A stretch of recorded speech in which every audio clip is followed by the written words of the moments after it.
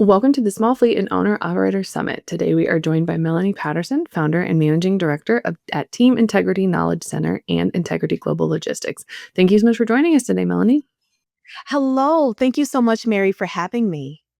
I'm excited today. This is something that I feel like this is after I've done a few summits here, and I think this is actually a first that we're diving into this topic of kind of a small fleet's role with government contracting. Before we get too far into that, though, let's get some background on you and why you started Team Integrity Knowledge Center and Integrity Global Logistics. Oh, wow. All right. So, really quickly. So, to be quite honest with you, Mary, I was a nine to fiver. I was a former nurse practitioner, ER trauma. And I did that for quite a bit, but until the small kiddos came in and I was missing Christmas morning, missing Thanksgiving, being an ER nurse, as you can imagine. I was like, there has to be more. And so, transparently, I owned some businesses on the side. And I said, well, what would it look like to jump into entrepreneurship full time? And I betted on myself, and that's what I did. A friend of the family said, you should look into transportation. I said, no way. Heck no.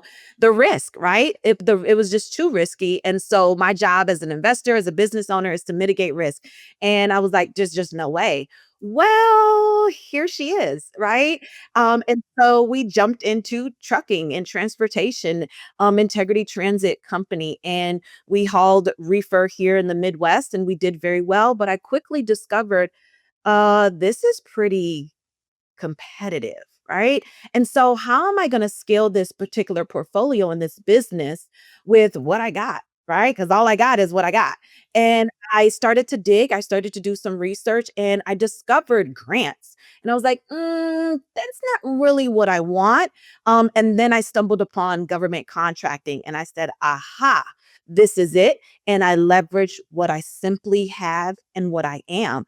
I am born woman. I am a proud minority. And I onboarded those certifications and adorned them to the business. And I started to just dive in and research and understand business and government contracting. And then we did very well. We started to scale the business with adding the government as one of our top customers. And my girlfriend, with similar energy as yours, Mary, was like, you got to tell the people about what you're doing, Melanie. And I'm like, okay, how and where? And so says you have to develop a central location for them to receive the information. Because I wasn't gatekeeping because I couldn't believe it myself. And so that's where the inception of Team Integrity Knowledge Center came from. Me just trying to share the word to other people who are like me, right? Former nine to fivers or entrepreneurs, really looking to grow their business with consistent secured revenue. And Team Integrity Knowledge Center has done some amazing things. We are truly changing the way small carriers and small business owners do business. I absolutely love that you took that risk and that opportunity because I feel like transportation is something that a lot of people kind of forget that is a thing and is like a casual multi-billion dollar industry because it's how everything gets to where it needs to be. And once you're in it, you're like, oh, there's a lot of opportunity here. But going back to, you have because already reefer is competitive, but there's always need for it. There's always demand for it.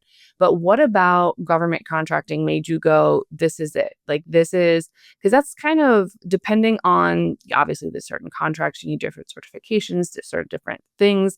What about that said? I'm gonna go through this process and get all these extra certifications that some are easier than others, arguably. But what about that made you go, this is it? This is where I want to devote our time, energy, and resources to. Oh, that's a good one.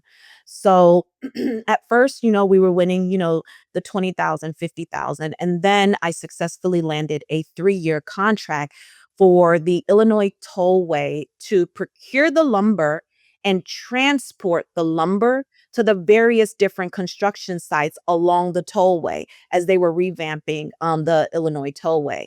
And I don't have a warehouse, I don't have lumber, and at that time we didn't have flatbeds. And so I was able to win the contract and successfully fulfill with leveraging my network and my bandwidth. And I said, aha, I'm onto something. But I didn't get really aggressive until the second aha moment happened. COVID hit. COVID hit and the office just started to get calls, right? Can you, can you, can you? And it was a small ask. This one particular contractor said, we need containers, new ones and used ones, containers to house new COVID tests and containers to put the old used COVID test in. I'm like, all right, cool. Again, I don't have containers, but I know who does. And we were able to successfully drop off these containers at the various hospitals and facilities that are under the government umbrella. And we had 72% profit margins. And that's when I said, all right, guys, let's really think about what we have here. That is actually insane in the best way, because you took kind of the essence of what we do in transportation every day, which is I don't like, yeah, I can do that. And then once you get it, you're like, okay, let me take 5 seconds to figure out how exactly I'm going to do this. And then you just kind of make it happen because that's pretty much what we do all day, every day is just I don't know how to do this, but give me 5 seconds and I'll figure it out. Or I know a guy who can do this for you. That is, and it's something that like it seems so small because originally when I think of government contracts, I think of like, the ones you see on a federal level that are the multi-million dollars for many years that do different things here and there and all of this, but like or more commonly that I'm sure everyone's more familiar with is FEMA contracts. Once you get on as a FEMA carrier, natural disaster hits or anything hits, and immediately you get that FEMA sticker, you get that FEMA money that says you don't have to stop for anyone, you just go. And as a former flatbed broker, those were the worst times of my life when I was like, but I need you to move freight. And they're like, sorry, FEMA came through. And then you're just like, cool, well, I'll be here when you're done, still waiting. Um, so I like that there is that opportunity, like especially on that state and regional level. And I think that's something that a lot of people overlook because even though, like you said, the Illinois tollway, it might have only been it might have only been $10 or $20,000, but that's $10 or $20,000 that you can make or break can make or break business for a small carrier. Hands down, hands down. And you hit the nail on the head when you said state level money. FEMA is great. FEMA is cool. FEMA TSP, transportation service provider, is what you're speaking to. Great to have as a customer, right? That's another added additional revenue when that disaster hits, right? But also right in your backyard, guys, your state, your local, your city, your municipality. Transparently, we have an eight-figure contract. That's state money. That's not even federal money. Transporting up to 100 deliveries per day. And so there's still a demand. And another question that we get often from our clients are or our community and people looking to seek the government as a customer is it viable? Is this thing really viable, especially with all that's going on? I want to say this, there is no customer that is more established than the government. There is no customer that will bring also diversity to your business and your portfolio. As a businesswoman, my goal is to generate revenue within my business. And sometimes that's going to require us to diversify the portfolio. And so we're thinking, right, on this call, ground transportation. Well, it's the government, guys. That's one level of transportation. We have sea, we have rail, we have air. We also then venture into warehousing, package storage and crating, distribution. We also have relocation and moving services. We also have logistics services, right? Providing them with that logistics support and fleet management and dispatching. Those are also other components that we can add on into our business. And so, is the government viable? Absolutely, the government is viable. The federal government is the largest consumer of goods. They spent over 13 billion last year on freight and shipping services, right? So goods and services. We have products and then we have services. Small businesses received about 1.4 billion of that. They have a ton of programs that are allocated specifically to help those small carriers, those minority owned carriers to onboard the government as a customer. Would you say that it's hard to get involved? Like, let's say I go to my state capital, This is probably the worst example possible, but I go to my state capital and I say, "Hey, Mr. Governor, can I, become a contractor here?" Is it hard to get started, or is it just kind of a matter of knowing where to look? Yeah, Mary. So it doesn't really work like that. So um, you won't go to the state capitol, but you would onboard Team Integrity Knowledge Center, who has the tools, the resources, the expertise to onboard your business with the federal and state government, as well as universities and colleges. They move freight all the time as well. And so to answer your question, is it difficult? Uh, Yes and no, right? It depends on your business acumen. It depends on how well established your back office is as well. One of the pain points of small business owners is structure and back office structuring. But overall, for me, the overarching answer of that is no. It's not right. We have the tools and resources. You complete an intake form, we take it from there. And so, government contracting is content heavy. It's a little tricky, right? But once you understand the foundation and build that, it's rinse and repeat from there, right? And so a lot of people are like, get started on sam.gov. Yeah, absolutely. Hands down, I give it to you.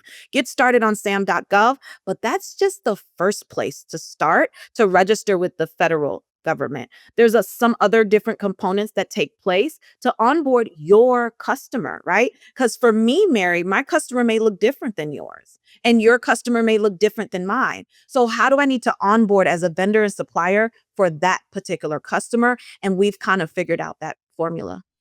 I like that, and I also like that you guys have said, "Hey, we figured out this formula, but we're willing to share it." Like, you guys are out here willing to say, "Hey, we'll help you. We've got it. We wanna see everybody succeed," which sometimes is kinda hard to find in the transportation space. Everybody kind of wants to say, like, "No, this is mine. You can go find yours." Yeah, yeah, Mary. I didn't know we were gonna go there, but I guess um transportation is an industry heavily weighed upon relationships. And being a small carrier, unfortunately, we come to the table not having those relationships in our back pocket or being raised into those relationships, if you know what I mean. And so it makes it a little bit more difficult. And so for me, as you can see, every company under this portfolio is integrity, right? Integrity Transit, Integrity Global Logistics, Team Integrity Knowledge Center. I think it's so important for us to operate with integrity, and most importantly, with having the government as a customer. It's really not competition, guys. I'm looking at you as my comp mate. How can you and I service this huge project for $80 million and we both eat together and grow the business together? That's this type of customer. So it's not like really scratching your way to the top, so to speak. It's more about partnership and joining forces together. Hey, look, you know what? I got the trucks, you got the warehouse, let's partner, right? I have the back office, you have the front office, let's partner. And this is why I love what we're doing, because within our community, we are truly partnering as businesses to build, grow, and scale. I think that's a really important thing that a lot of people forget is it's not you can together through partnerships, you can do a lot, and it's just sharing the resources. Like you said, if you have a really great back office side and I have maybe 4 or 5 trucks, but my back office is not where it should be, then you can kind of work together to say, "Okay, well, let's split it. Like, let's go in on this together and we'll all come out ahead," because ultimately at the end of the day, everybody just wants to move freight and make money. Well said. Well said. And let's kind of highlight and pinpoint one of the biggest misconceptions of government contracting and transportation overall is that these large carriers are going to come and absorb, all of the lanes, all of the freight because they're large. Well, in all actuality, let's take a look at the market. The market is made up of mostly what? Small carriers. We are essential. We are the heartbeat of global supply chain. And so the same applies to government contracting, actually. So one of the major misconceptions is that government contracts are only for the large boys. Not really. In reality, 95%, guys, 95% of federal contracts are awarded to Small businesses. All right. And so this is also an opportunity to say, hey, look, I'm a fleet of four, I'm a fleet of five, but I also understand the power of subcontracting in teaming agreements, which allows a small carrier to participate in larger projects by bringing in other additional um, um, bandwidth, I guess you can say, to help with some of these larger projects. I mean, it makes a lot of sense because that's the you the your especially your local and state governments, they wanna feed their own backyard. They don't necessarily wanna feed someone that is a billion-dollar company. They say, "No, no, I wanna take care of my people because they're gonna take care of me, and I know that I can call John down the street and say, 'Hey, where's my truck?' And John's like, 'We're coming right up here, buddy. Coming right up.'" Very, you hit the nail on the head. Oh my goodness. So, like, let's think about SBA, right? Small Business Administration. Why was it invented? Why is it in place? To help small businesses. And that's why we have the GSA schedule. That's why we have the 8A business development program to help small business owners and utilize and leverage the tools and resources that they have already for you, i.e., funding. Get a government contract. I bet you that bad boy will get funded versus you going into a bank, giving them your social security number and your EIN and asking to be funded. You see where I'm going? Right? Mhm. And so let's just leverage and utilize what we have, guys. I'm not saying the government has to be your only customer, but it must be one of your customers. 'Cause that customer will pay on time. And they will never close their doors. Yes. So that being said, if someone has any questions about maybe how to get set up, how to get involved in this, where can they find you outside the summit? Oh, okay. So for me, Melanie Patterson on all social media platforms and also too Team Integrity Knowledge Center on all social media platforms. So that's Facebook, LinkedIn, Instagram. And then you can email us directly actually at info at Team Integrity Knowledge Center. Awesome. Thank you so much for joining us today, Melanie. Awesome.